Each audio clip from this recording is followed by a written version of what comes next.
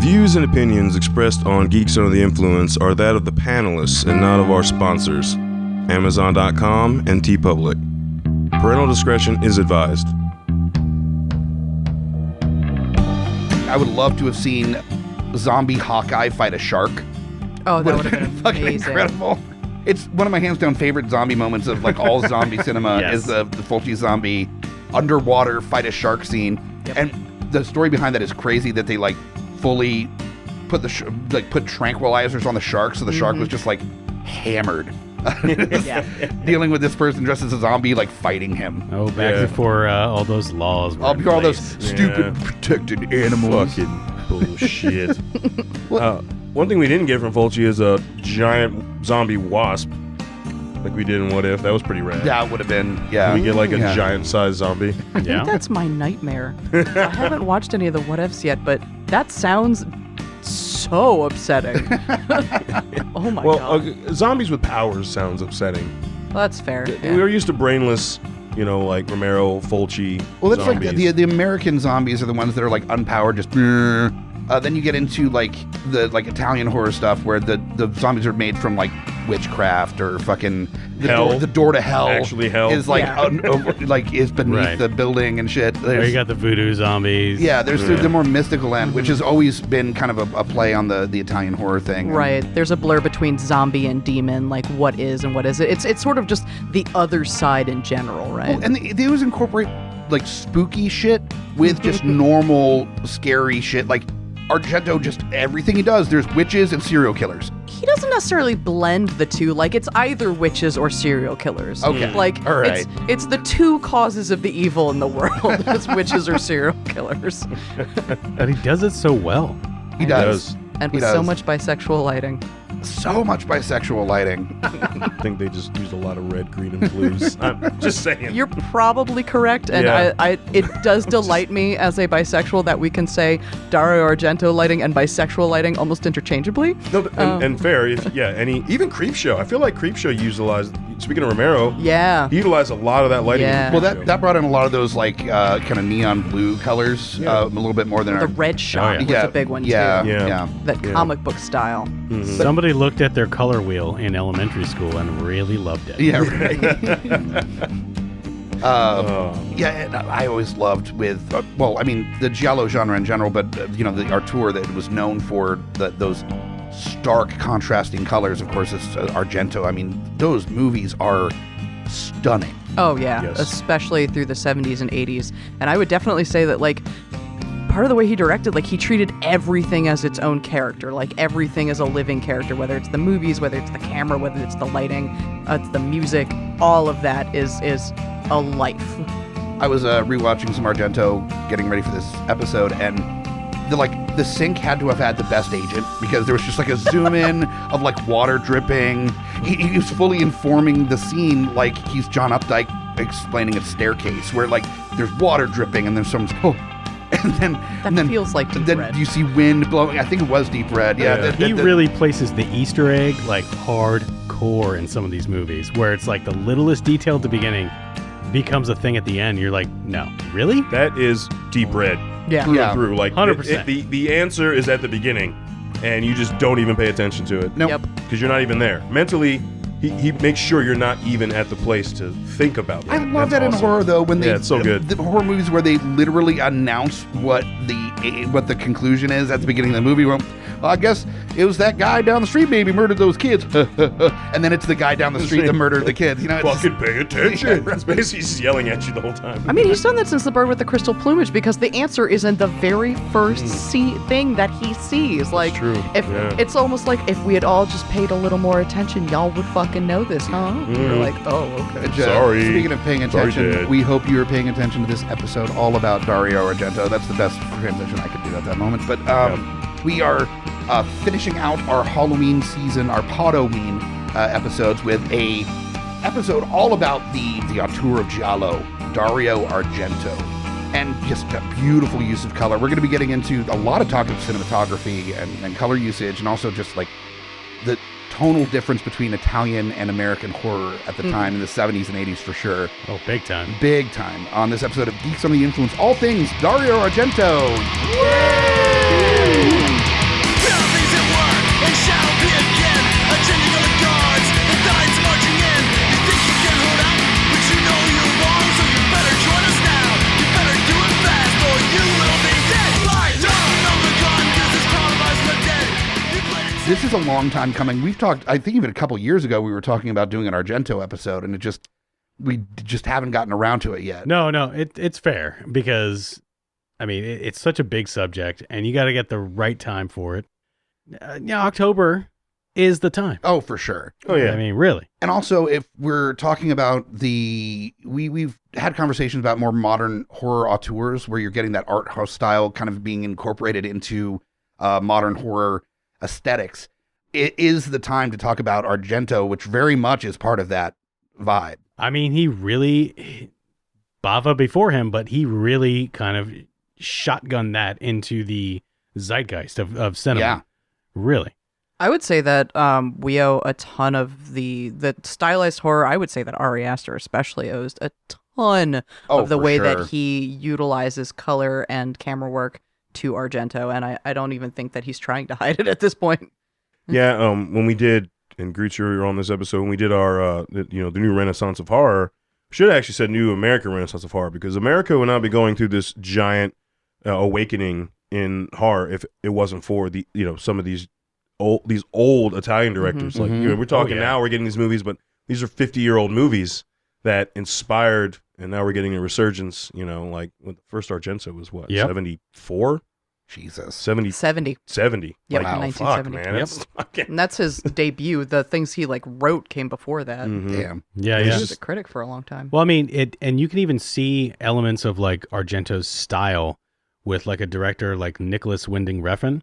Mm-hmm. When you look at movies like Only God Forgives or The Neon Demon, Oh, yeah. Which- Yeah. Oh, yeah. like visually utilize that sort of almost giallo-esque art house color palette and cinematography. Like, that was an influence. Well, and this Had is to be. great timing for us to talk about Giallo with Edgar Wright throwing his hat in the ring on Giallo Yep. with Oh, One Night Just in about Soho. to bring that movie My up. Yeah, God. that's going to Holy be shit. fucking gorgeous. I mean, That looks just by the amazing. trailer, I'm like, oh, motherfucker just spent pandemic watching Argento movies and was like, I need to make a movie. Yep. I cannot wait for that. Yeah. yeah. Like, did you see the music video they released? No. Where Anna Taylor-Joy, is that her name? Yeah. She sings a fucking old school song, and it's like a 5-minute like snippets of the movie with her singing. Oh my I'm God. like, oh my God. That's amazing. Well, before we get any further into this episode, the influencers on this episode, our panel, to my left, coming back from the Midnight Mass episode was the last, the mini-sode that we were on, Yeah. the last spooky that we did for Halloween. We've got Murphy Lawless here. Hi, friend. Thanks for having me. I'm happy that we had to do that remote just because of time constraints. Glad we're in the studio, able to have this fun together. I know. I'm excited to gaze at all of your faces and to share beer with you again. I do enjoy that of looking around and just being like, my friends are so smart and pretty. It's great. It's me the whole time. Then next up, of course, is one of the hosts of Beautiful Disasters, my friend and your favorite, the Grutz. Herr Grutz is here. Yavol. Yavo. Good to see you guys. I would say out of the table here, I think it's safe to say that though we are all fans of Argento, you're more obsessive with Argento than we are, I would say. Yes, I would say so, because I actually got a giant Suspiria piece put on my arm Yeah. by our beautiful. lovely friend Chris Wilson, who He did does such a good job. amazing job tattooing. Mm-hmm. And yes, I'd been thinking about it for years, and I finally pulled the trigger earlier this year. It's a beautiful piece. Yes, I have literal freaking Argento on my body. No, I'll try to remember if you're okay with it, sending out a picture of your tattoo around Yes. the time this episode drops. Yeah, Just sure. for people to take a look at it because it's beautiful. Oh, God, it's gorgeous. It is Mhm. gorgeous. It's a great piece. He really captured that color palette well. Oh, yes, he did. Speaking about a great piece, my co-host on this episode, All right. he's That's more a segue. he's more than a snack. He's king size. We're talking like about it. the sexual chocolate. Lowdown Brown MacGyver is here. What's going on, everybody? Yeah. King size. King size. That's a new one. I've been a huge Damn it. Argento fan, and I didn't even, I went down a rabbit hole in my early 20s between the big three of Giallo. Mhm. And because it was back in the day when we had video stores, Oh yeah. And there's a Hollywood Video right up the corner street from my house, and they just had like everything, at that time. I mean, Deep Red, Suspiria, Tenebrae, Phenomena, Inferno. Nice. So I just get same thing with Fulci. I got to go through all of Fulci's that way too. Nice. Bava, I forget what they had from him because his Probably releases, like Kill Baby Kill or his releases were a little That more. sort of thing. Duet. Well, they harder were to about a come across. decade earlier too. Yeah, there was so a little harder to come across his. I think I only got to see like 2 or 3 of his at the time. But anyway, so it's been a while. I've been a fan of his films. Yeah, Argento for me, that was when I was like confusing all the Italian directors of being the same, where I saw Zombie, I think, before I even saw Suspiria. Yeah. And I was like, ooh, yay, 'cause big zombie movie fan. And then I watched Suspiria and went, this is slightly different than Zombie. That's like just a little. a little different. And then realized, yeah, they're totally different people. And I think that's what's awesome. Well, I was a child, We're going by to the keep way, when that referencing happened, the big three, but like each one is their own, but still served a purpose in the entire genre. And I think Yes. that's what's amazing. Oh, absolutely. And I think there is still a tone that is shared between. They all go their own way. I mean, you can't say that Fulci films look like Argento films, Not at all. but there is still kind of a tone, like Southern California pop punk of the '90s. all had some camera kind work of is the same on a lot of them. Yeah. I feel like The only two that I have come across, like the big debate over, is the Beyond and Inferno get a lot of like debate about them. Yeah. Sure. Those are the two Yeah. that because they're both done in such like created more like a painting than a film kind of style. Right. yeah.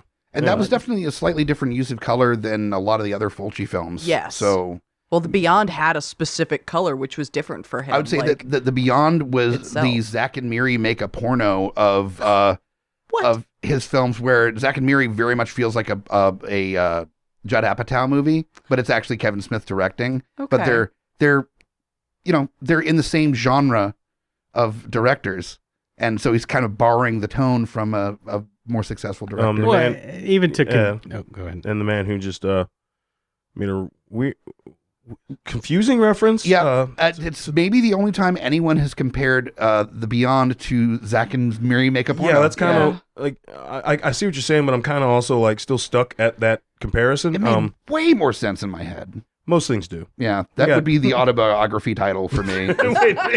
That would be the autobiography of Mike Bickett. Yay! Oh, Jesus. No one will buy that. I would. so- I fucking would. I would You- buy that hard. You've been here the whole time. You don't need There's to read things the book. I don't hear. There's still things I don't hear. You don't want to hear the shit inside Oh, of his I'm brain. so nosy. I do want to fucking Oh, know. I'm just curiosity. You'd be killed the like, cat, man. like in Almost Famous, where like, I didn't say that. I didn't say that. Like reading Yeah, you the did. dude's You article. totally I'm like, did. yeah, Lowdown, you did. I didn't. Yeah, Okay, that does sound like me. Fuck. that tracks. This yeah. is not angry enough to be me. That I would argue. Yeah, but like, that's fair. it's a bridged version. But definitely check out GUIPodcast.com for links for all the shows on our network, including this one. And of course, From the Mouths of Madness, from Lowdown, Beautiful Disasters from the Grutz, Hell yeah. and a couple other shows that I'm on. All of them. All the other shows. Jesus Christ. Follow, rate, review, subscribe, all that stuff. Tell your friends. It's a party. So let's get on to the real party. I want to start off with kind of the base level thing, the movie that everybody is the most familiar with when it comes to Argento. Even if you're not a Right. fan of the giallo genre, you're familiar with this film. If you're a horror movie nerd, at least, is Suspiria. Yes. of course. Right. Yes. Oh, and I don't know if everyone did get to see that movie live I did not. with Goblin. I did. Oh, I did. Jesus. Damn, that shit was good. Oh, I'm just- boing. I'm just going to listen to you guys talk about it and fucking Yeah, touch myself. those There you unfamiliar, go. Get it. Those unfamiliar, the Bird Theater, which is this like historical movie theater in Carytown in Richmond, where we're based, and they had Goblin, like the actual band or the remaining members of Claudio Simonetti. yeah, Claudio Who was the Simonetti. nicest motherfucker, Yeah. dude. He's so nice. Both He times. signed all my Yeah, shit. he Oh my has come God. through twice. One doing Suspiria and one doing Deep Red. I think. Was Yeah, the Yep. band. Yes, I was there. I was both times. hoping when we would get the anniversary of Dawn of the Dead, because I remember asking whoever was working for the theater that night. Probably Damien. And I was like, dude, Dawn of the Dead anniversary's coming up. Can we get Goblin back for that? Because they did the soundtrack on that too. Yeah. Please, please, please. Anytime they come through town, I'm going to be there. Oh, fuck yeah. So I will say one thing. Suspiria is by far his best and most iconic film. However, it's not really a giallo. No, it's not. It's really more like this is part of his supernatural, like sort of witchcrafty like trilogy that Yeah. he did. Three Mothers. The Three Mothers yeah. trilogy. Yeah. It's fantastic. Mhm. He still utilizes a lot of his like filming styles and his kills and all kinds of Color stuff like palette, that. cinematography. Color palette that he uses in Suspiria in his giallo like runs. But man, how iconic is this movie? Oh my God, it's unreal to the point they did the remake where I think it was just Tilda Swinton was in that movie. Yeah. Playing Yeah. all the Yeah. different roles. Yeah, pretty much. Yeah, Tilda Was Swinton the did main it all. ballet dancer, was the witch, was like every character. If you want to hear more Yes. about that remake, you can listen to the Mouths of Madness Killer Filler. Oh, We did last Shameless. I love yeah. it. I Oh love yeah, it. we go in deep on the because we didn't need to talk about the original, but we do dive in heavy on the remake. Oh yeah. And you see how the outcome and how we feel about that. I would definitely say that like he utilized the structure of the giallo film for Suspiria while not being a giallo, because he did a lot of that same misdirection and showing you exactly what it was at the beginning of the film, where like he kind of gave you all of those clues and then let it unfold and let it grow to that crescendo and get like more and more violent. I still have dreams about the razor wire. Well, Oh, fucking yeah. maggots, man. I'll that throw it to too. Grutz because I think he would be best able to explain it for those unfamiliar with like the term giallo. That's relating to Italian horror, obviously, but So giallo translates to yellow. Yep. Okay. It's literally the color yellow in Italian. And what it really references as far as a film genre is that it is a sort of crime-ridden mystery thriller sort of scenario. It can be horrific. It can be there are giallos that are a little bit more lighthearted, but like usually there's a killer, a mysterious killer. There's a mystery going on. There are it's usually a damsel style thing in distress. You know, this particular genre usually features like women in distress a lot. That was just a period, but it was, 70s and 80s. it was I mean, very yeah. effective. There's a lot of blood, gore, nudity. And I bless love them it. for it. There's Yeah. everything that I want to see in a movie. Very basically. bright red blood. Yeah, Bright very red, yes. Sometimes Oh, man. orange. It lends Almost itself to a that painter quality. Deep red. Oh, stop. No, see, no. Yay. No, sometimes it's straight up Ferrari red. Yeah. Like Yeah. so red, I was you're gonna say. like, that's not a person. Most Argento films, it's just That blazing person filled bright with red. paint? Yeah. Yeah. Even no. after they had the blood formula that Savini introduced, they still used Yep. bright red. But the biggest visual sort of trademarks of this particular genre is the color palette, the cinematography style, which is usually like very close up. There's a lot of interesting shots, Mm-hmm. a lot of zooms, interesting things done with the camera. But the color palette is huge in this because like there's often like a lot of just like hazy dreamlike sequences, like all kinds of stuff like that. And there's a million giallos out there. Yeah. I would say one of the big things with this genre, at least as far as the camera work and cinematography goes, is it's like they almost want you to focus on everything but the character. There's so much background and scenery that you just chew up that it's almost like your character isn't the main focus of the films. And I think that's a good take on, because you're still invested, but you're seeing everything around them more so than just them and them walking and them moving and them doing.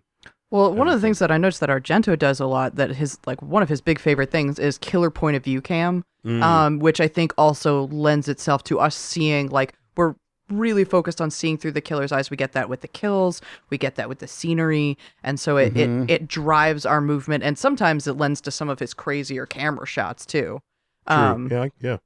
Oh yeah. We'll definitely get into some of those later. Oh, one of the other things about giallo that I thought was that they were often referred to as like black gloved killer Yes. films. Is that correct? So this kind of ties into what I was about to say Oh, cool. is the fact that, I mean, although Mario Bava kind of created the proto giallo early on in the late 60s, it really wasn't until Argento came along with the bird with the crystal plumage, and then Cat of Nine Tails. I was going to say the bird Red. with the crystal pubis. That's a Plumage. very different movie. Plumage. Okay. It's Would still watch. Plumage. it's a word I've maybe used 5 times in my life, 3 times on this podcast. Yeah, fair. Pubis or plumage? Plumage. No, he says pubis all the time. It's kind of a problem. Yeah, yeah. He says it in the most inappropriate times. Cat of Nine Tails and Four Flies on Grey Velvet was like kind of his like early Giallo trilogy, the animal trilogy. Yeah. But what he cemented there was a style that was going to be copied and copied and copied, and there's like hundreds of Giallo movies. Oh, yeah. Throughout the 70s and 80s that just completely like did their best to. It was the Black Glove Killer. It there are the knife wounds into naked women, like all these things, like The tropes of the camera genre. shots. Yeah. it was copied and copied. Yep. And so I have a question. Here's an early Michael Caine film. Do you think that fits in Giallo territory? Just to Kill. Dress to Kill? Yeah. It's a black. I mean, it's a good question. No. You get a lot of the killer point of view, but you also get a lot of pan out shots Absolutely. of the kill happening, and you'll see just the black glove and slice, and then you might get a glimpse of the killer to moving to you actually see the killer. Was doing it. that early Brian De Palma? Dress to Kill? Was that Brian De Palma? I don't know. I'm trying to remember. I think But I so, do- because I it re- has, oh God, she played Chris Jorgensen and Carrie. She was in Carrie. Yeah. Yeah. Oh, damn it. And she was, oh, fuck. What's her I name? think you're right that is Brian De Palma. It might be. Okay. No, absolutely. There was so much like these movies. Or is that- Giallo like Kolsch beer where it has to be made in Germany but to be technically Kolsch? You mean like And- Scotch recipe and made then in Scotland? everywhere else it's Kolsch style. Are we so ta- is this the Dress to champagne Kill would be versus sparkling Giallo wine? style versus actual Giallo. Well, I mean, the Champagne's from the Champagne region. And Yeah. the inspiration of Giallo from the Giallo. the Giallo genre spreads far and fucking wide. Mhm. Yeah. And I mean, like a lot of the neo-noirs that came out through like the 80s, 90s, and even today, again, like I said, Nicholas Winding Refn, they are looking at this genre for inspiration. Mm-hmm. And Argento really cemented it like hardcore. Dude, talking about lighting reference, I was thinking about one of the movies that I'm obsessed with, Mandy. If Cosmos says that he's never seen any of Argento's films, that man is a fucking liar. Yeah, no shit. Because- Oh, no, absolutely. Oh my God, that saturation. And I mean, you can go into the film, I think it was right after that really goes all over the color spectrum and the color out of space. Like the color Yeah. in that Oh, yeah. fucking film. Well, that's Richard Stanley. Yeah, Fuck no, but him, I just but meant yeah. like, yeah. I just Yeah, meant no, I know as what far you as mean. just the color palette they used in that fucking film. Oh my Like God. high Yeah. contrast, Oh, like it's really gorgeous. sharp. So colors. beautiful. You like forget you're watching something you're supposed to be scared.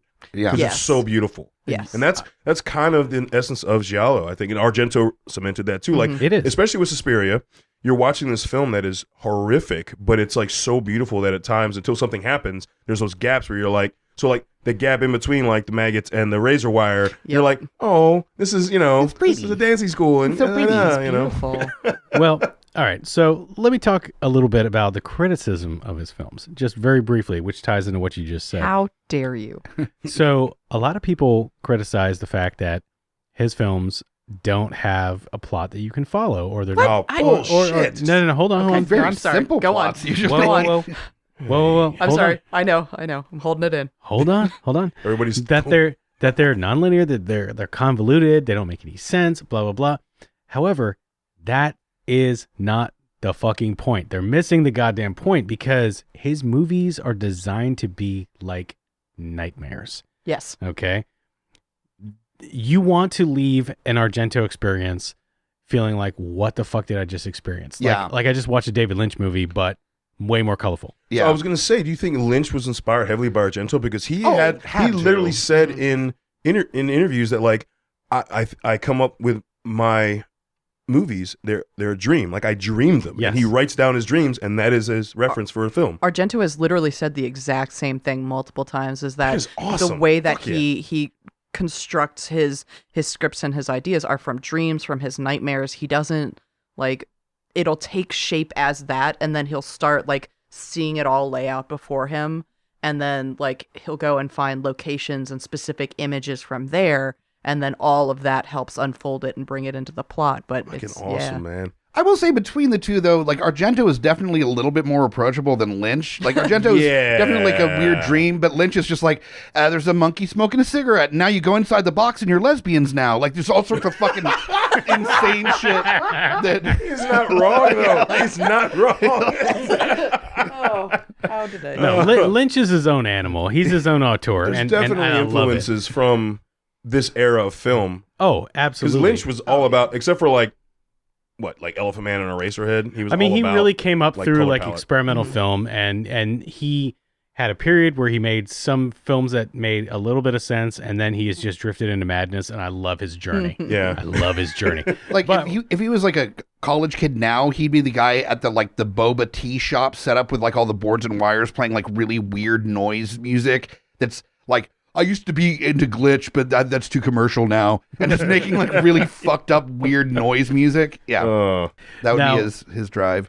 Argento has said multiple times in interviews and whatnot in his book that one of his biggest influences was Hitchcock. Yes, Oh, yeah. Now, they call him the Italian Hitchcock sometimes, but They I do. don't necessarily feel like that's as correct as it. but Could be. what I really feel is I think like he started calling himself that and was like, no, you heard people call me that, right? No, I think that kidding. was something given to him, and he was like, I don't think that's correct. No. He's a lot more and structured. I think the than- reason for that is that his style is so much different than Hitchcock in the sense that like Hitchcock will usually have a very sort of linear style story. Yes. Like everything kind of happens in front of you, and no doubt Hitchcock's a master in the way that he delivers that. Argento's style is so much more like obscure and weird and like I don't want to say philosophical, but like he really just like gets inside your brain. You know, Existential to a degree. it's bizarre. No, I think philosophical is a decent way to put it, because like he's definitely, with each of his films, even if it's a story based off of a nightmare, he's digging into himself, because like nightmares come from our subconscious, and so all of that are things that he's drawing from his own experiences, and like it's the stuff that even his daughters talked about, where she's like, I don't really want to dig into too much what it means that he's, killed my mother and killed my sisters and killed me in all of his films. Yeah. I will say, I don't know if it's just an Italian thing or an Argento thing, but like if those are his dreams, he has so much prettier dreams than me. Like the last nightmare that I had was where I breathed through my feet, and then I was walking through a stream and I couldn't breathe because my feet were underwater, and I was worried that I was going to drown before I crossed the stream. That's not a movie. That's nothing. No, that that's sounds just, like a Lynch movie. That's more. Sounds like a fucking or Lynch maybe movie. a little Cronenberg in there for good measure. 'cause And it was tasting the dirt, the mud, and it was a whole fucking thing. Oh, but God. yeah, I don't dream in fucking bright reds and like fucking like beautifully contrasting. I wish my dreams No looked like shit. Argento No movies. shit. Oh, Sometimes fuck. mine do. If that was the case, whatever fucked up shit happened in there, I would just still be like, this is really disturbing, but I'm okay with it because it's so You beautiful. would think that, but no. If I dreamed in like that color palette to like a Tool soundtrack, I would be perfectly fine. I'd be perfectly fine. Oh. Think I would about be that. like, can you induce me into a coma? Yes, I never want to wake up. I'm good. I don't need to actually exist in real like, life. hey, Swolmaid, where's Steven? He was supposed to be here like 2 hours ago. He's sleeping again. Like all he does now is sleep. Yeah. Ever since he got that fucking that Tool soundtrack that goes directly into his dreams, he's just done. Y'all can have that got this shit, because VR my meds headset give me on. fucking I don't know what he's vivid ass watching. nightmares, and sometimes I get those color palettes, and it's still fucked up, and I still hate it. No. Alan gets all those phone calls where I'm like, so last night I dreamed about head-on collisions, and he's like, Jesus Christ, babe. Oh God, no! See, knowing my luck, I'd end up getting like directed by Yui Bowl nightmares, like just really bad costumes, No. substandard plot. That's horrible. Yeah, it's just That's rough. like horrid. Now, but I mean, so we do get, like you already mentioned his was it his Animal Trilogy, his early films. Yeah.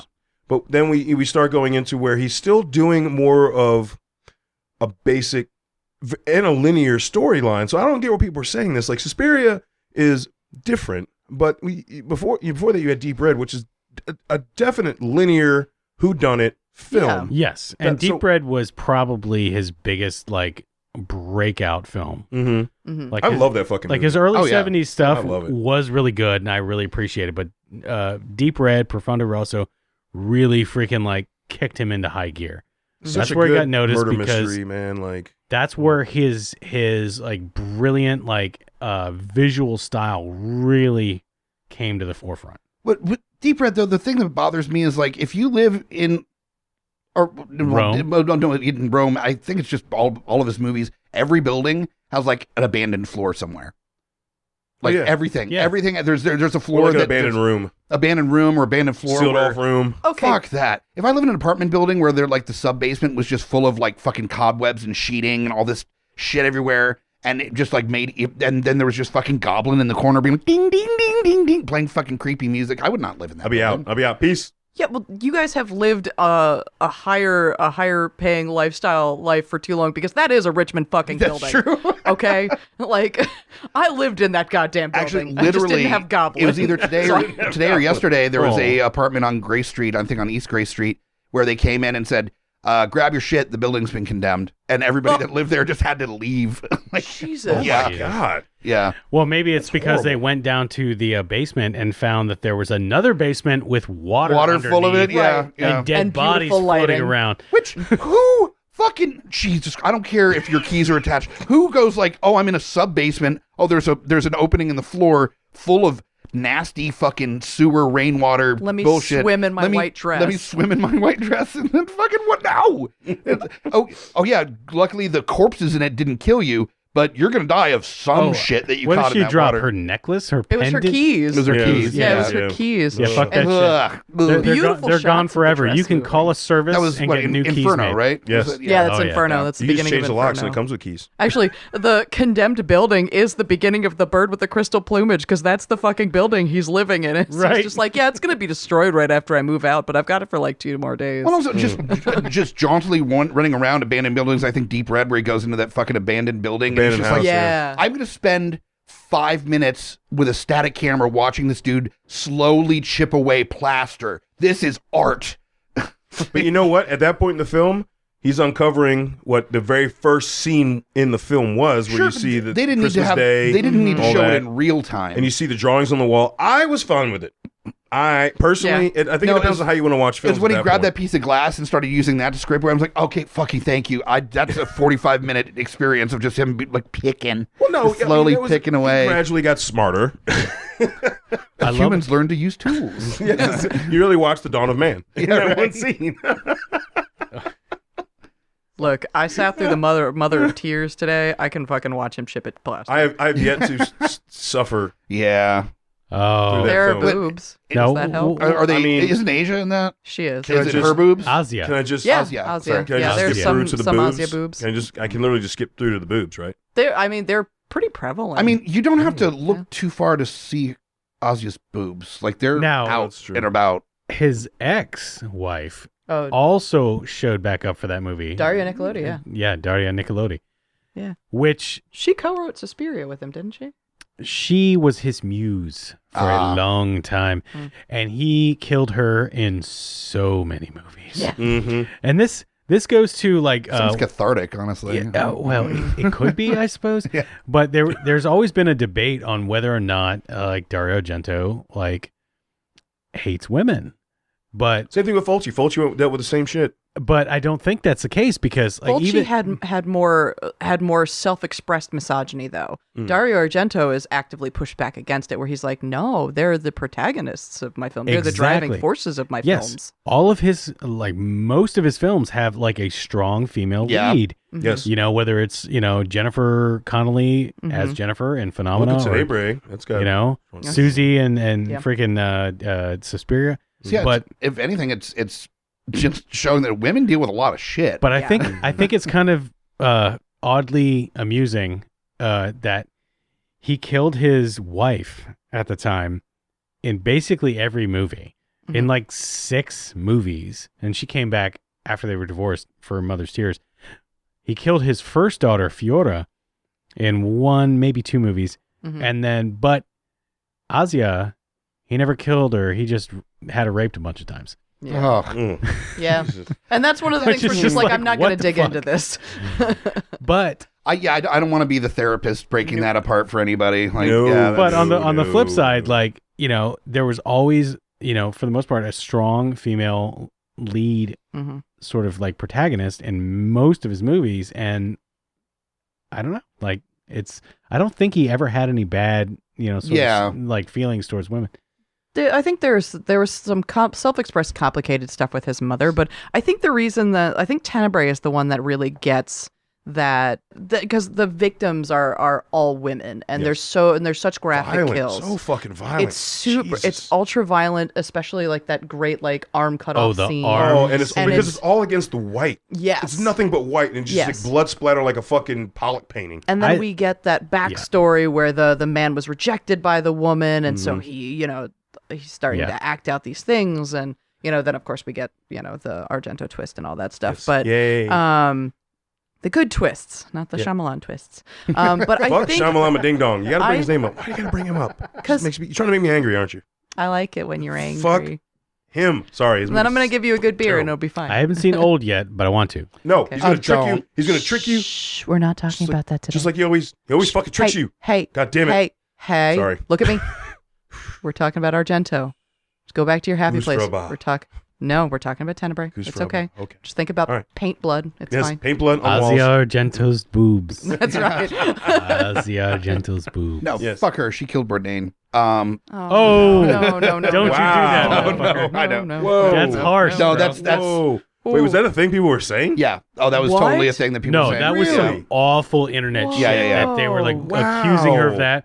She was That's fucking terrible. heartbroken. That's horrible Yeah, to put yeah. on Oh my somebody. Why would you God. fucking do that? Because No. people are Evil. awful, and People are when fucking people are looking suck, for dude. Seriously, fucking yeah. answers. If I met one of those dudes that like posted that shit like on the street, I'd be like, "Oh, Yeah. really?" I would stab him in the nose. Fucking in the nose. On In that the note, nose. fuck her for entirely different reasons. That there's like sexual assault stuff that Oh, has shit. come up about her. But yeah, Really? Yeah. Oh wow, I didn't even know. honestly, just fucking Google it. You'll be able to find that info. But we'll be back after notes from some of the other shows on the network, and we got some plenty of booze to talk about, as well as a Jesus. drunken scene or two and more Dario Argento conversations. So stick around. We'll be right back. We're back for the second half of Geeks Under the Influence, all things Dario Argento, the master of giallo and Italian horror. And before we get into all the spooky on this episode, we're going to get into the people that fill our pockets with gold bullion. Not really. The little bit of money that we make from the show comes from our sponsors, and thanks to you guys as well. First up, of course, is Amazon.com, a place you go for all the Halloween supplies for all your decorations and costumes and old Italian horror movies that you want to find on the Blu-ray or the DVD. You can get that on. That's my Italian accent, by the way. Authentic. It's very authentic. I'm confused. Yeah, so is my accent, apparently. But, of course, Amazon. I don't have to explain what it is. If you want to help out this show when you're shopping Amazon, just go to the link at GUIPodcast.com in the link section. Hit that up. It'll send you right to Amazon. All your shopping you do through that link, we get credit for, so we get a little bit of coin from your regularly priced purchases. It doesn't add to the cost of anything. We just get some of that money instead of Jeff Bezos, so that's nice. And That's nice. yeah, so that's one way to support us. The best way to support us, though, that's in that. Yeah, it was very nice. Yeah, Borat. A little bit better. That was better. Oh, that's right. Yeah, that's Yeah. true. It was Borat. That was Damn it. Borat. Yeah, Well, how's it going to be able to afford to send up more Star Trek stars into space? I would rather we afford better microphones than him having another dick rocket going into space. So Okay. Yeah. I was gonna just tell you to dream big, dream for your own dick. I was just going rocket. to tell you to suck a dick. I mean, Ooh. I mean, that'll make you some money. I don't know if I could earn $400 for a blowjob, but You get better at giving fucking blowjobs. Well, you just have to give multiple blowjobs. What the fuck? yeah, getting an SM7 mic is the same way you get to Carnegie Hall is practice. Exactly. You The more are you a suck, the rough better you get. motivational coach. You know, $10 a pop, you Yeah, do 40 hey, blowjobs, I'm you're like good. I'm It's like a the lot dude. of blowjobs. I'm That's like fine, I'm I like mean. the teacher from Whiplash. All right.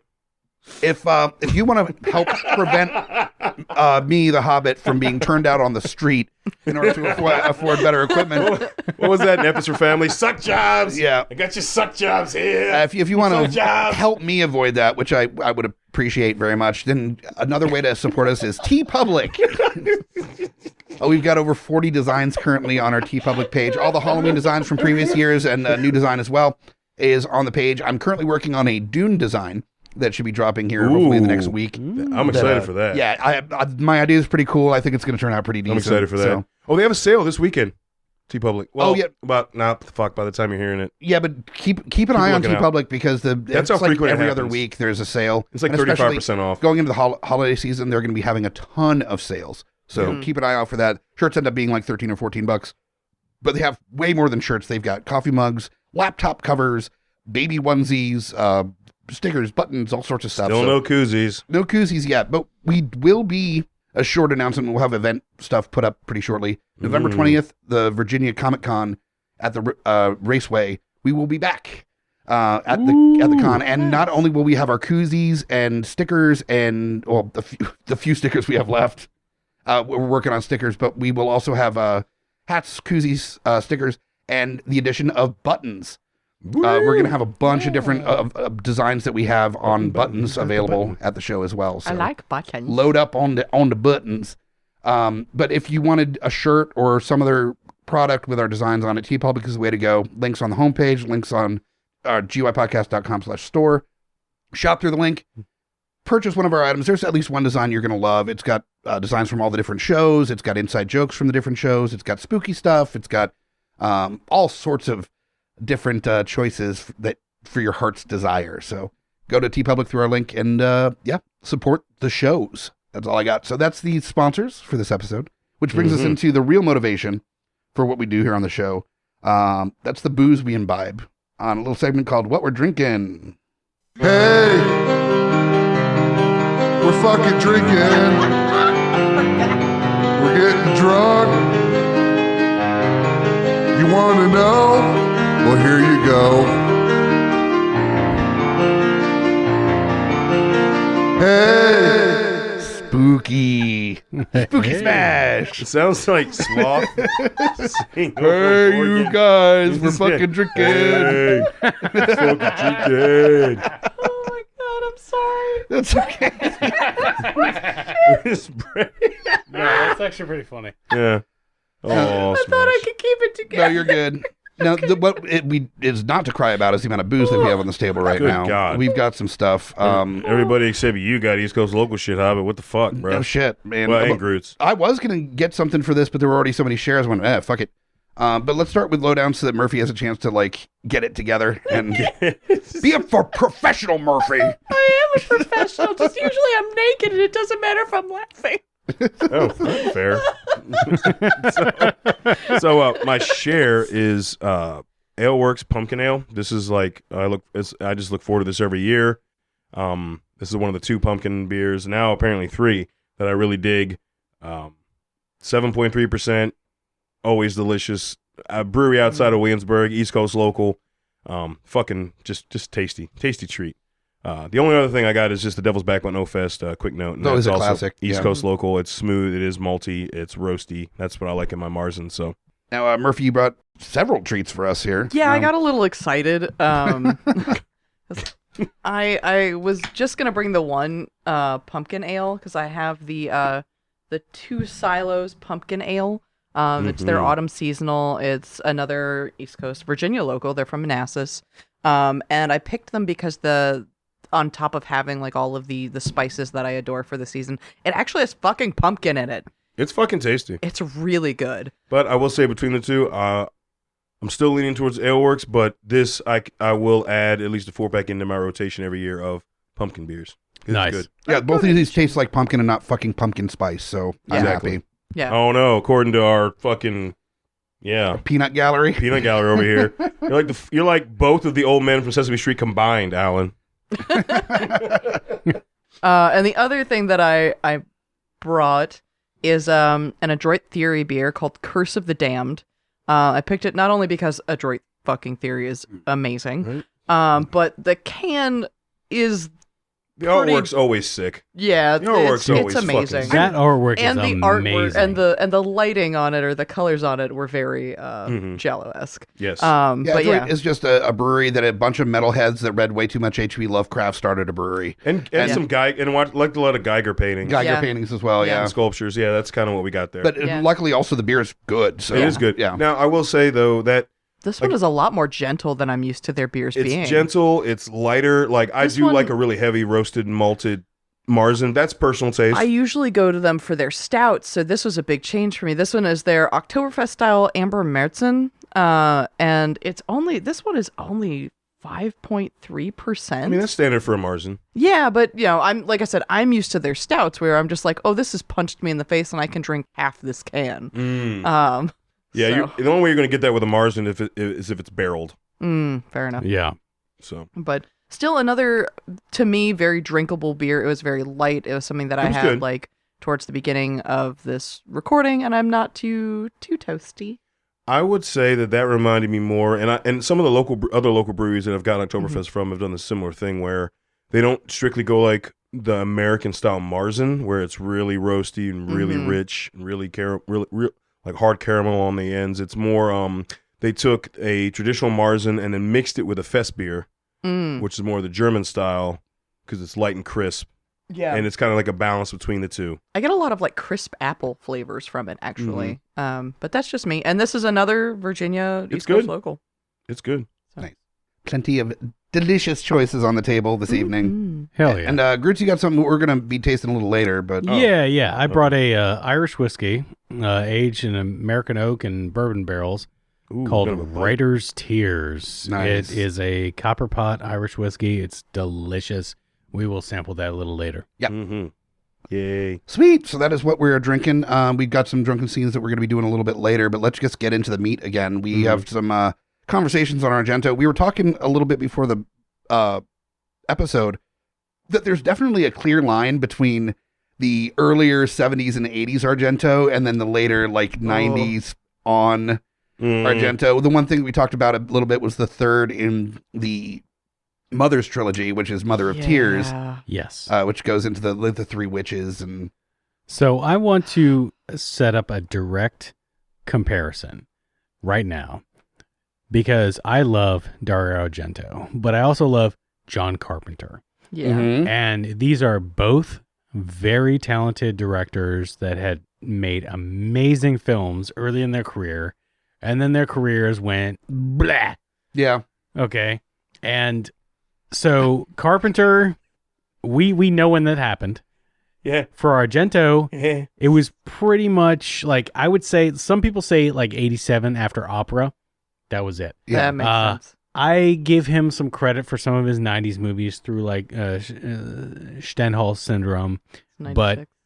after that, garbage. Stephen is finger Lowdown, the the air. listeners can hear you raising your hand I'm right sorry. now. I'm sorry. No, that's a great comparison because Mother of Tears, from everything I've read about it, because I have yet to watch it because of everything I read about. I watched But the it sounds whole like thing Mother of today. Tears is to Argento what Ghost of Mars was to Carpenter. Oh, yeah.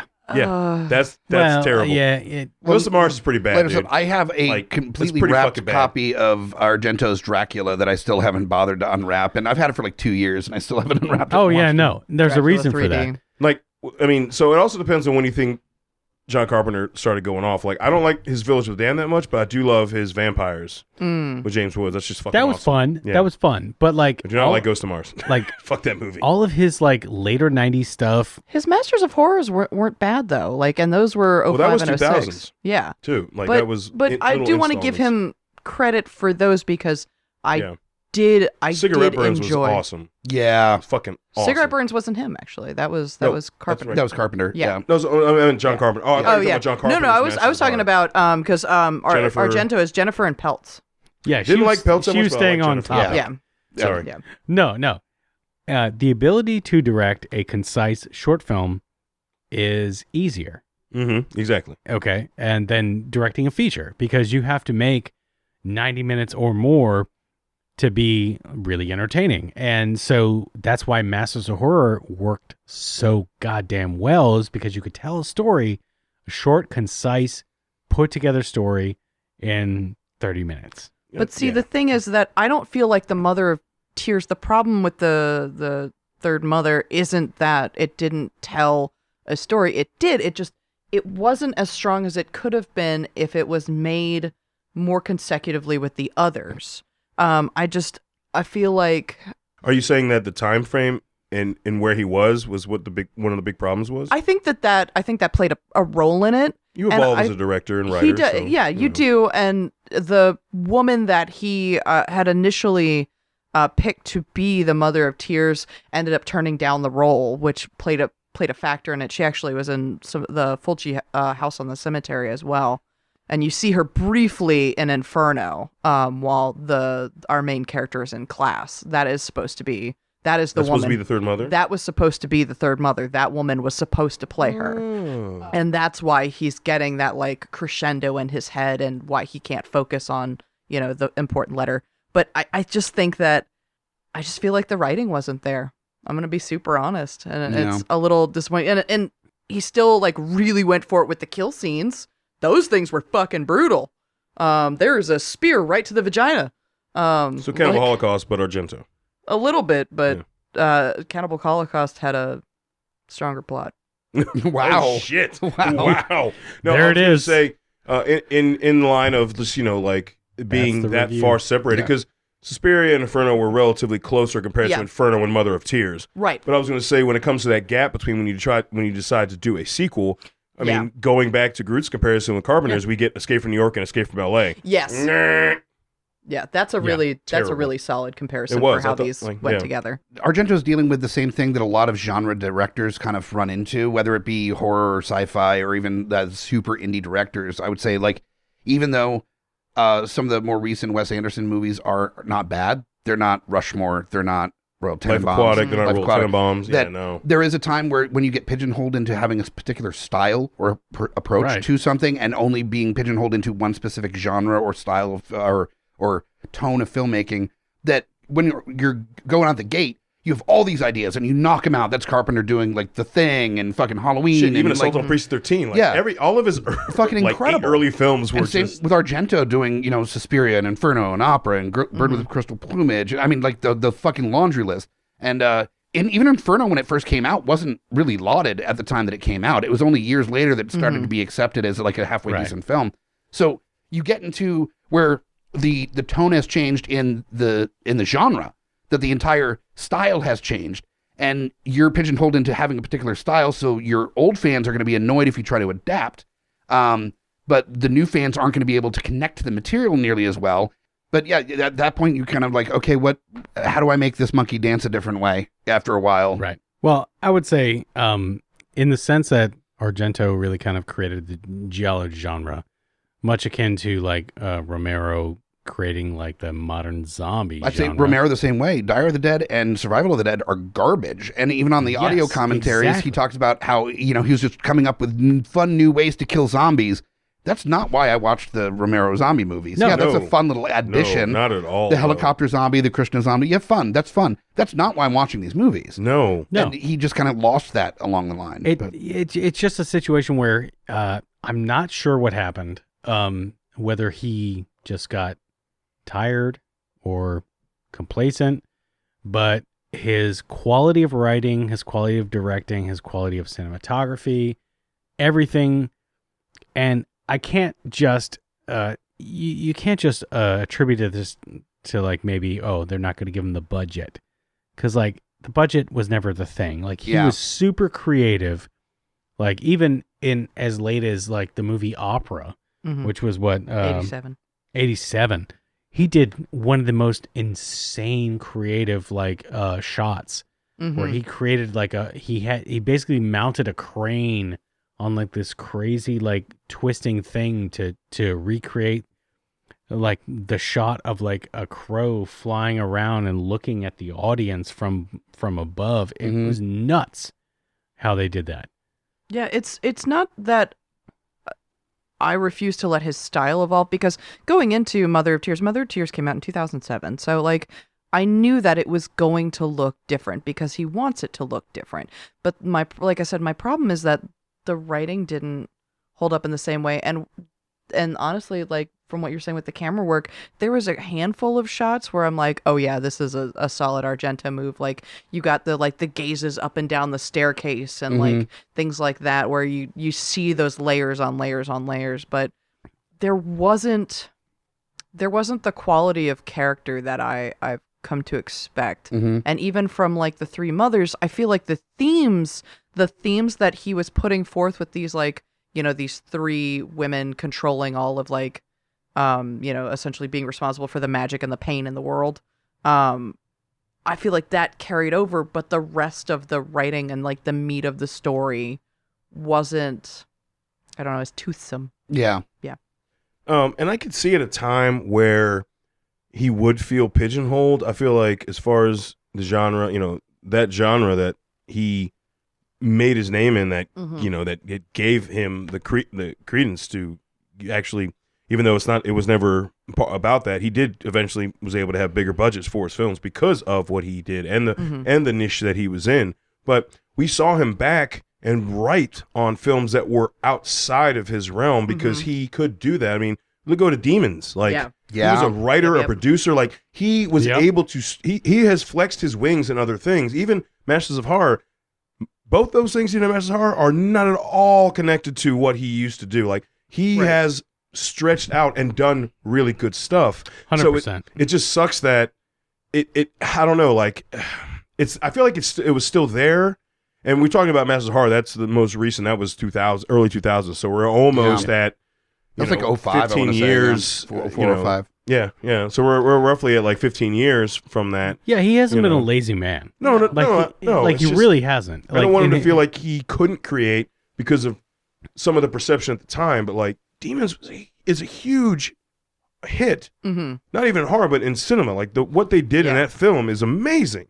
You know, yeah, absolutely. I mean, he was born in 1940 in Rome, and like he is in his 80s now, so there's not going to be a whole lot more, you know, stuff from him. But, exactly, that's true. But I will say, like the biggest problem with the Three Mothers trilogy is the fact that like the first two came out 3 years apart, and then there was like 20 some years. Yeah, okay, I was wrong. It went from like. Yeah, it went from like 1980 to 2007, 27 years till the next one. Yeah. And so you're saying that Mother of Tears is like the Dumb and Dumber 2 of... Oh. No? Are we that wasn't even directed by the same guy. No, okay, well. You know, whatever. Yeah. You just wanted the audible sound of that hurting my heart. Seriously. Why do you think... Jesus so why do you think Christ. it was that it took that long to make the third film?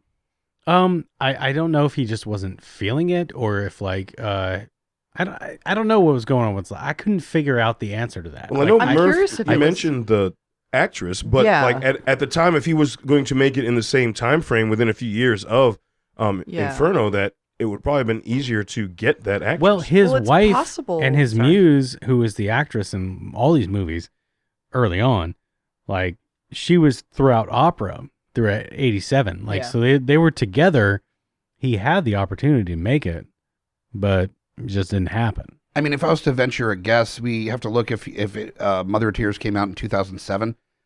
Italy has been dealing with financial crises for the past like 15 years, relatively badly. More than that, and the fact that even Kevin Smith, it took years for him to get financing for Clerks 3, and that is a well appreciated director that should have pretty decent access to producers. And then you got Argento that is dealing with the foreign market that doesn't have nearly as much money as the American market has, and also a lot of financial troubles within that country.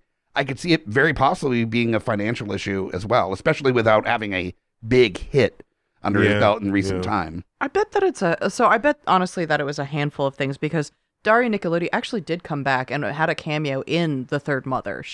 She actually does appear. So the one he wanted came back. No. Dario Nicolodi, his muse, his wife, ex-wife. Yeah, his ex-wife. I was surprised. She actually does make a cameo as Asia Argento's character's mother in the third. Like she appears as like a specter sort of thing, and I was like, is that okay? But since Tenebrae came out in '82, I suspect that it was a combination of being like, oh, this person that I'd already like almost canonically lined up for my vision, you know, not doing that and maybe not being fully realized at the same time with like where he wanted to go with the third mother, and having Tenebrae, like, it had to already be in the works for Tenebrae to come out in 82 if Inferno's released in 80. So, like, I think he was already starting that train rolling on Tenebrae, which is a fully realized thing. And if he's already working on that with Dario Nicolodi and, John Saxon and Oh yeah, all that. John Saxon. Yeah. And So- Hell yeah. Then he rolls right into that into Phenomena, Yep. which 85. Yes. that's just Which you get two more heavy hitters That's- and Dario Nicolodi back Even again. Romero did, where he didn't do the zombie movies one after another. Like, he was trying to explore new stories, new ideas. These are creators. Yeah, we got Martin Crazies in between. Right. Yeah. But Phenomena, I guess, released here in the States on VHS as Creepers. Yes. Yeah. Well, the soundtrack we're talking about in the original release versus the American release is totally different. Oh, definitely.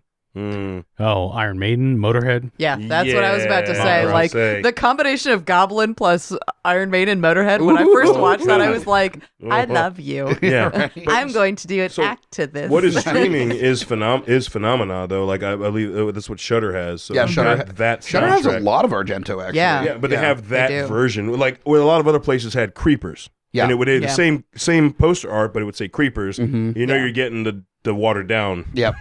I actually Yep. haven't seen quote unquote Creepers streaming anywhere. It's all Phenomenon, which I like. Nice. So they might have worked No, out no, the I'm fine with licensing it. and stuff. Yeah. And, yeah. Fuck yeah. Now this brings me back to my young adulthood, because Uh-oh. I've always been obsessed with Jennifer Connelly. Yes. You I brought know. it up multiple times on the I show. know. I know. It's a sad story. She's your Jay Baruchel. I Did you like her in understand. Requiem for a Dream? Ass to ass. Yeah, it was sad. But I mean, I'd probably still get her to sign a poster, Can you sign it on your butt cheek, please? Like, I always said she's like, you that- printed out a poster Can you size sign of ass the to double-ended ass on my dildo? poster? I always said that if when I ran out of things that I immediately wanted signed by Keith David, because he's also Right. in Requiem, that I would get a Requiem poster and have him sign it. I didn't take it out for air, and then get Jennifer Connelly to sign it. Ass Oh to ass. my! Now, Dude, wouldn't that be awesome? like, that's awful. But if you did that, I would have to high five you for every day Y'all hurt my heart. for the rest of my life. I'd just Anyway. be like, no, dude, we're doing it again. Yeah, no, but young Jennifer Connelly, yes. Young Jennifer Connelly, she did a couple Italian movies right before Labyrinth. Mhm. She did this, and she did a ballerina like horror movie called Étoile, which is also fucking cool as shit. Oh. And that and Phenomena were amazing. And this was right before she did Labyrinth, Yeah. Mhm. which was where I met the love of my life. Mm-hmm. That motherfucker who plays in the Marvel movies stole from me. A vision. Yeah. Yeah, fuck that guy. Paul Bettany. Paul We're going Bettany. in Die in the a fire. place. Anyway, I mean, Wow, he's- we got intense fast. he's. I mean, I get it though. He's. I mean, he might be a Suave. good actor, It's- and he might be a father of children, but fuck that guy. He's also very suave. Have you heard him talk? Oh yeah, no, he has the accent. He can that's melt how, you like butter. That's how with his he voice. attracted her with his stupid Wait, fucking are you accent. going with the SLC punk theory? Like, hey, I put on a British accent, knees to the fucking sky. Is that what you're saying? Yeah, basically. What accent That's- was that? I was, don't like, really ever bad want you to Cockney. give me shit about my fucking accents after that abomination. You know the difference is I don't do it that often. You continually do it. Yeah, but I still don't know what accent that was. I don't know. That's true. I don't know why I'm giving you shit. Like, oh, we all suck at this. Yeah. Like, No, let's be honest. I mean, it's just he's starting to give me shit for what? It's fine. Well, I mean, It's so outside rare. of my I know. It's just outside like, of it's my fine. stupid comedic fake hatred for him, Jennifer Connelly was amazing in that movie as a Yes. very Yes. young Yes, she actor, was. and she was great. And like the shit she had to go through Oh, my shooting God. that, Mm. being in ponds of fucking like crazy ass like bugs and shit. Oh yeah, Ugh. covered. Oh in my fucking God. bugs. Covered in fucking maggots. Mm-hmm. Oh my god, Covered in fucking maggots. Yep. That's the scene where I'm Dude. like, whoa. that's why. But they she's- don't feast on live flesh. I mean- so you're good. They don't, but you can hear like the popping in your ears. It just sounds like wet macaroni and cheese. Like, Why does pussy and maggots sound the same? Sounds the same. Wow. I don't That's know. Wow. really fucked up. I don't know. We're but we're there getting you go. really gross on this. No, but I mean, Nice. accurate. Pussy though. Maggot is the name of my Cannibal Corpse cover band. There it is.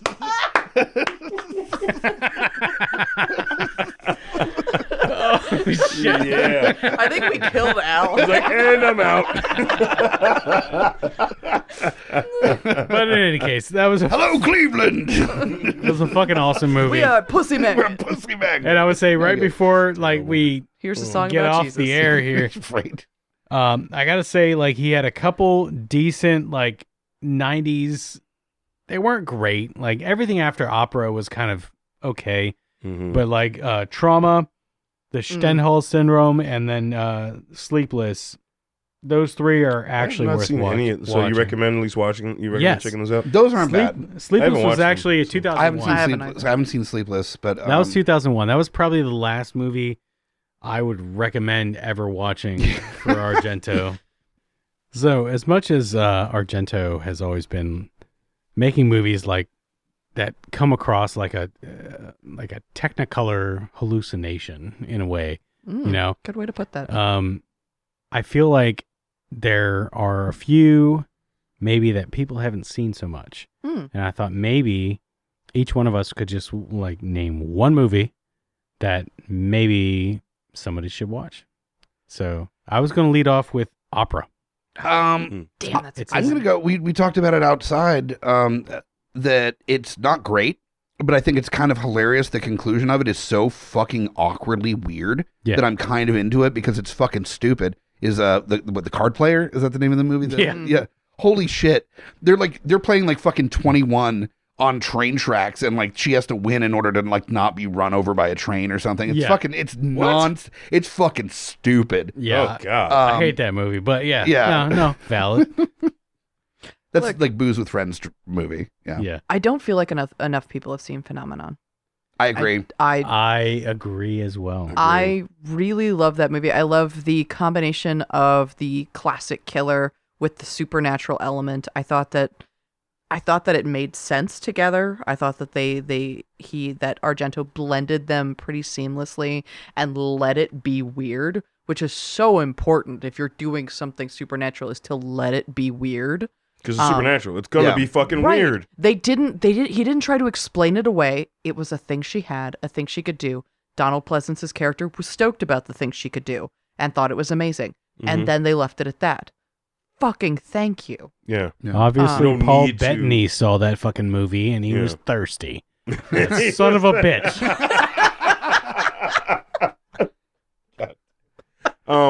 For me, it's The episode where Anthony goes after Paul Bettany with all of his fucking heart. you son of a bitch. You son I was of a so bitch. happy when he died in Infinity Wars. God damn. God. Wow. It's like Holy shit, dude! oh.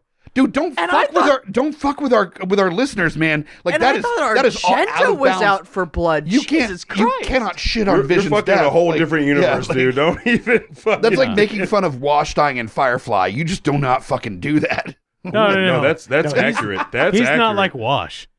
I mean, Wash did marry and a really hot woman that I'm attracted to, but She is very attractive. Yeah. Yes. no, Vision dying, he just turned to gray. I was like, yeah, good. Jesus Christ. How do you simplify? Okay. All right. How do we give Lowdown this fucking lead in for his choice? That's Yeah, Lowdown. sorry. What is your? Well, so say for me, it's kind of hard because for somebody who might not know, and this is how Grutz slid it in, I'm torn between two, and it's between Deep Red for reasons of just if you want a good thriller, a good whodunit chaser, that's what that movie does for you. But if you want to get a little deeper, and you want to see, I think Argento at probably some of his goriest. Tenebrae. Oh yeah. Pronounce that for me because I cannot That's the fucking one. say that. Yes. Where I've been saying it wrong. Tenebrea actually is how it's. Hobbit, stop. This is not a fucking tar pit, my No, dude. but I pronounced it wrong for a while, and it's fine. I just want to be able to pronounce it right. Murph, Oh, Tenebrae. Tenebrae. No, I would say I Tenebrae. feel you because most people have seen Suspiria. Yeah. Mhm. Most people have seen Deep Red, but Tenebrae, a lot of people have missed. So that's why. From the Italian in the room in the peanut gallery, it's Tenabra. Tenebrae. Tenebrae. You did the Thank you. fucking the hand the pinching finger hand Tenebrae. You just make it bad. Thank you. I make it sound Alan, racist. appreciate it. I make it sound like I'm Tenebrae. being super No, racist. seriously. Oh, I Oh, get the God. pass. Cool. Oh, Jesus. Cool. So we got the Peter Griffin here. I beat about a Buddha, bad, beat a Buddha. Yeah. No. Well, I have to pass until we do this drunken scene. So we are at the drunken scene point. It's very rare, but I like it when I break Alan. I am glad that you mentioned Deep Red though, because for some reason, even though it's one of his more popular films and more highly rated films, it took me a while to watch it, and it is one of the ones where he was the most steadfast on making it his way, and fought for adding the puppet to it, fought for adding a lot of different aspects of it. And I Fuck think that puppet. The puppet is so Fuck fucking that creepy, puppet. too. It's so creepy. That's why they fucking use creepy. it And it's so on good. a lot of the newer Yeah. reimagined art for it because it's Yeah. fucking creepy. But Jesus. That's Tenebre. exactly- yeah, Tenebre. Tenebre. Tenebre, like that fucking film. If you want to see Argento at like some of his most violent Yes. and when he's instead of the color palette, he's using blood to fill out the color gamut. Damn right. Yeah. That's the film. No, that was the bridge film from his Giallo into Suspiria. Yeah. It was Mhm. perfect, Mhm. and it was everything. Speaking of everything, that's what we're gonna try to throw at this fucking Oh, boy, here we drunken go. scene. So Let's do it. let's do our drunken scene. Making a drunken scene. It's a drunken scene. Oh God. I was gonna go. Mario. It's a drunken Man. scene. God, you're doing that? Yeah. Oh, you're so racist. The first one is actually- You're so racist, This first one Hobbit. is from Deep Red. I didn't make up Mario. Like I simply adopted the Mario. Oh, So the first one is from Deep Red. It's from Gianna Brezzi and Marcus Daly. Mm-hmm. Suspiria is the next one that we're doing with Miss Tanner and Daniel. I am. I don't want to be offensive, but I'm I feel like getting I there. generally I'm am getting offensive. there. All right. I don't think like doing an Italian accent is punching down anymore. I think it's like punching, if anything, sideways. If It's like not, it's a lateral punch. It's a It was lateral me punch. punching my Yeah, partner. So yeah, it's fine. the first one There's is, no actual venom behind it. It's not like, oh no, we're being we're being shit on. No, it's like, oh, that's bad. All of these are English dub anyway, so it's fine. yeah. I'll do the first one. Yeah. Okay. I'll be Marcus. Marcus, okay, I'll be Gianna. All right. If Oh you want. boy. All right, I'll so- be Miss Tanner. Oh, then I guess I'll be Daniel. Cool. Mm. All right, cool. Oh wait. Oh God. All right, Get so sexy starting with with me, I guess. This is from Deep Red. Starting with me. I think that the woman's gonna be as independent as she can. Oh, don't start with me about that woman stuff. It's a fundamental fact. Men are different from women. Women are weaker. Well, they're gentler. This the what? A weaker, gentler. She howls in laughter, stops laughing, stands, unbuttons jacket, moves to the table, determinedly clearing it. What on earth are you doing? Sitting again and holding her arm up, wriggling her fingers. Oh. Come on, Tarzan. Why don't you try to me? What's of that?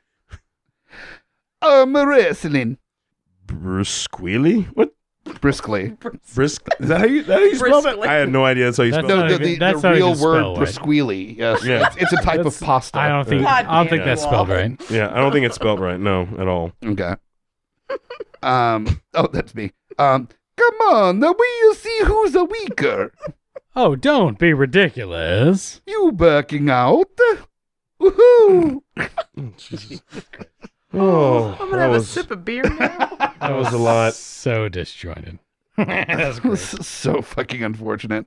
All right. There's no way that you guys are going to do as bad as we did. So I that's a don't nice- even know. I was so focused on not. Oh, Jesus. All right. All right. Our Italian contingency of listeners are like, that's hilarious, or what the fuck, bro? I thought we were friends. Like, it's one or the other. I thought we were cool. Oh, I've been Yeah. absolved. Okay, cool. I You just used got to be cool. I You got used absolved. to be cool. Cool. You're good. All right. So we got Miss Tanner That's and me. Daniel. Oh, is, boy. Enough. Enough. Do you know what's happened? Do you know? What is it? okay. Your lousy, disgusting dog has bitten Albert. He took a piece out of Albert's arm. What? Did you all hear that? That miserable dog tried to mutilate a child. Madame Blanc had to rush Albert to a first aid center to have stitches put in. That's impossible. Let's go to the first aid center. Even if you can't see the blood, at least you can hear that poor child's crying. That's enough now. My dog is a peaceful, faithful animal. He's never hurt anyone. The boy must have done something to him first. Hey, precious. Oh, the poor little animal. The poor little puppy. If I ever see him within a mile of the school again, I'll have him put to death. Stop it. I won't allow such talk, you understand? You won't allow it? Then get out. You and your dog, get moving. You bitch. Out. I'm going. But try to understand that I'm blind, not deaf. Get it? Huh? Not deaf. Do you understand that? You understand? Ah, fresh air. Let me out of this goddamn place. Get out of here. Good riddance. You went Jamaican like halfway through. Do what I want. It was like I do It was Gollum and what an I want. angry Jamaican woman just do what I want. arguing with each other. I do what I on want. that one. I do what I Yet want. another Richmond scene. Just saying. Right? I mean, fair. I do what I want. Holy shit. All right. Well, those Lucky I didn't go Speedy Gonzalez. I was just thinking about that. those are things that happened. So yeah, there we are. In this, Exactly. Is I've done it before, and you don't like it, so I didn't. and do it. normally this is where we would end the episode, but before we do that, we're passing out the shorts. Grutz was nice enough to bring some toasting materials. We got for some us. bone daddy shot glasses. Yeah, we do. Yeah, we do. Yes, indeed. So again, what is Look at this? those hands wrapping this that is- cylinder. Yeah, this is Oh, I'm sorry. currently my favorite Irish whiskey you can buy for a reasonable price. It's called Writer's Tears. It's aged in American bourbon barrels. It's fucking delicious. It's smooth. It's easy. But we are going to be toasting drinking- for a very good reason. For those that follow our social media, you might have seen that one of our brothers, one of our GUI family has passed, and Yeah, we and we at GUI feel that loss. It's been a rough week for everybody. for everyone. yeah, He, and he touched a lot of lives. yeah. No, Dan was a good dude. He was on a bunch of episodes, and he was just a good friend and a really sweet man.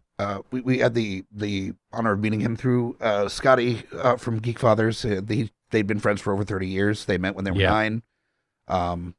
Their families knew each other, that whole thing.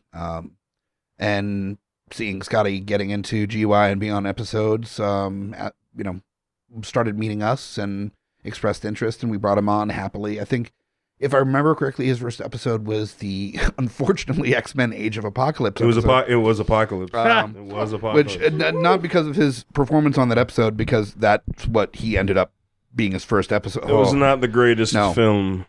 But Yeah, well, the Danimal, as he came to be known as, and is on our website as, was a family member of GUI, and we miss him, and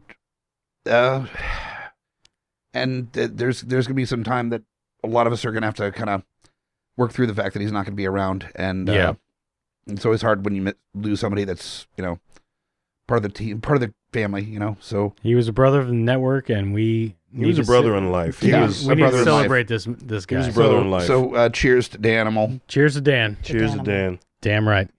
Love you, man. The world's a little darker without you in it. Yeah. Seriously, he was I don't know, he was bright. So if you want to do a little something, in honor of Dan, we are going to be adding his a fundraiser for his family for final stuff to our link tree that will be, it's on all of our social media stuff. Yeah. If you can donate. Also, if you want to watch some Incredible Hulk shit while drinking like a nice microbrew beer from some brewery and listening to the Foo Fighters, then you're going to be doing a trifecta of Dan right there. There you go. Yeah, or just like Chris Cornell's like acoustic shit. Oh, Man, right, really, yeah. really loved that. Yeah. Yeah. So, Big fan of that. So yeah, much love to Dan, rest in power, and And much love to the GUI family. Like this is so much more than just a bunch of nerds that talk about the things that we love. It's actually a group of friends that are there for each other. Like we are family. Like this isn't just friends that meet up just to record. These are people that love each other and spend time with each other outside of recording whenever we can. Life is crazy, but like we know each other's worries and fears and partners and even family members. I mean, like we this is a family. No, we've been together through thick and thin. Yeah.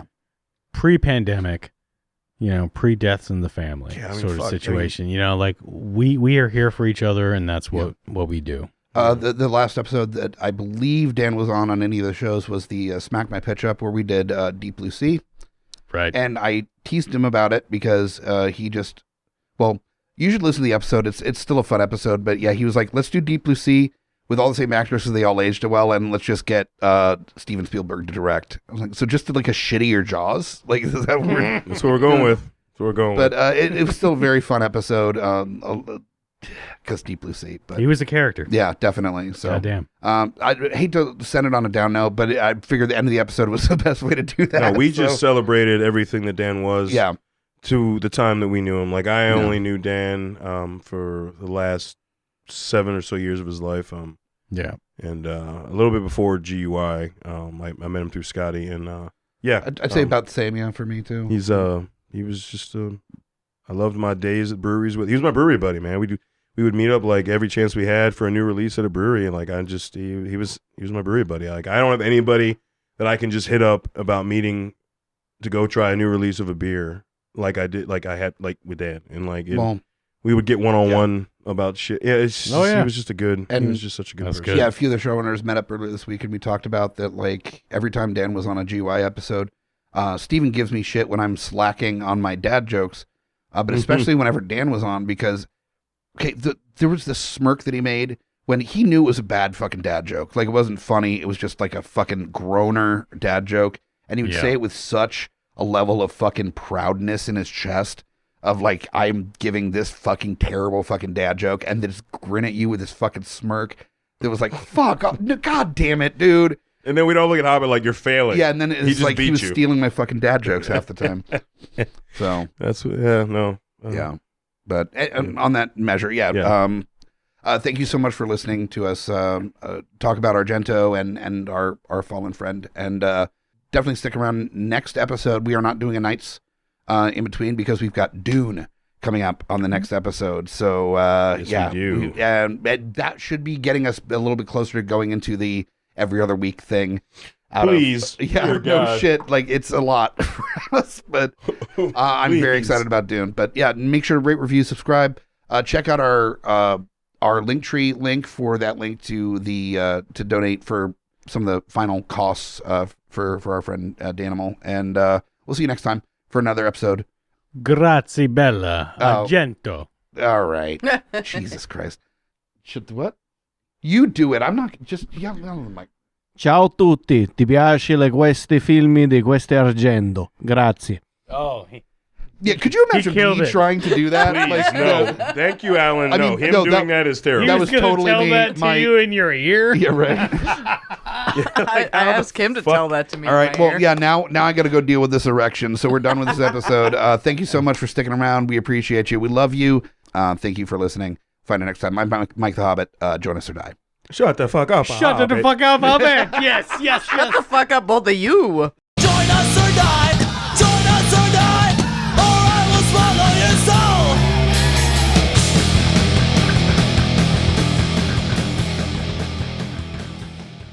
GUIPodcast.com.